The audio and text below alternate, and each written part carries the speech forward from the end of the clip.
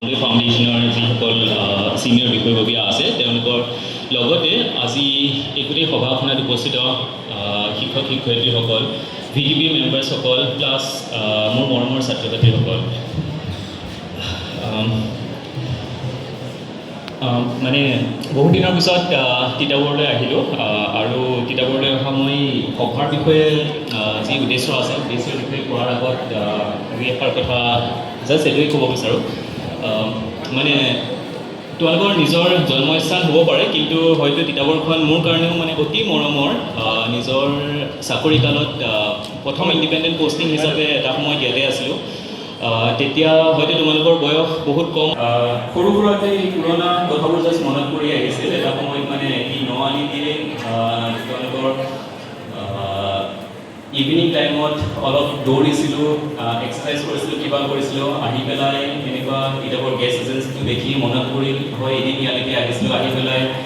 এইখিনিতে ৰৈ পেলাই গেছৰ কাৰ্ড এখন মানে লৈছিলোঁ চ' এই কথাবোৰ মনত পৰি ভাল লাগে আৰু যিয়ে নহওক মানে পুৰণা কানেকশ্যন এটা থকাৰ কাৰণে আৰু এই কলেজলৈকো মানে বহুত বছৰৰ পিছত আহি পেলাই মই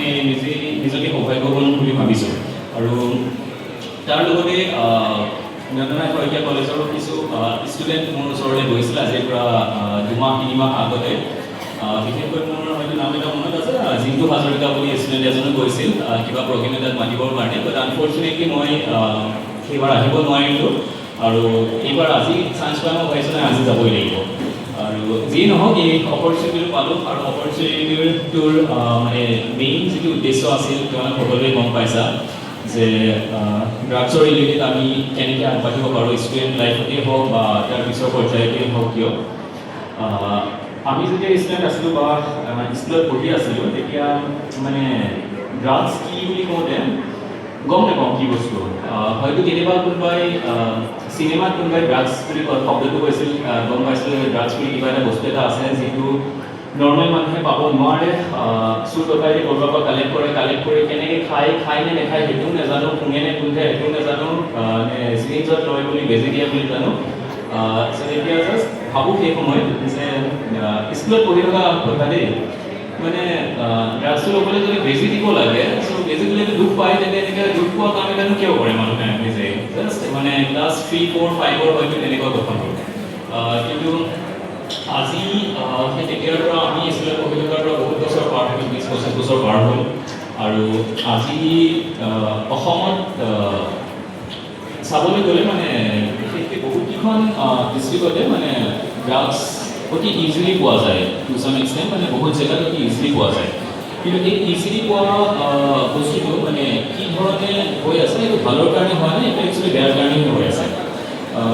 যদিও মানে পুলিচে ৰেগুলাৰলি বহুতখিনি ষ্টেপ লৈ থাকে যাতে কিবা ড্ৰাগছ ডিলাৰ এজনেই হওক বা ড্ৰাগছ সেৱন কৰা লোক এজনেই হওক তেওঁলোকক ধৰিবৰ কাৰণে চেষ্টা মানে অভিভাৱকসকল ছাত্ৰ ছাত্ৰীসকল নিজেই প্লাছ যিসকল যুৱক যুৱতী আছে তেওঁলোকে নিজেই যদি ষ্টেপ নলয় নিজেই আগবাঢ়ি নাহে যে আমি কেনেকৈ নিজৰ জীৱনটো নিজেই গঢ়িব বিচাৰোঁ এই সমস্যাটো কেতিয়াও সমাধান নহয় আমি যিখিনি প্ৰচলন হৈ আছে প্ৰচলন হৈ থকাৰ হয়তো এটা সৰু অংশহে আমি ডিটেক্ট কৰোঁ বা আমি ডিটেক্ট কৰি ধৰি পেলাই যিজন লিগেল প্ৰচিডিউৰ আছে সেইটোকে আগবাঢ়ি পেলাই সমাধান কৰিবলৈ চেষ্টা কৰোঁ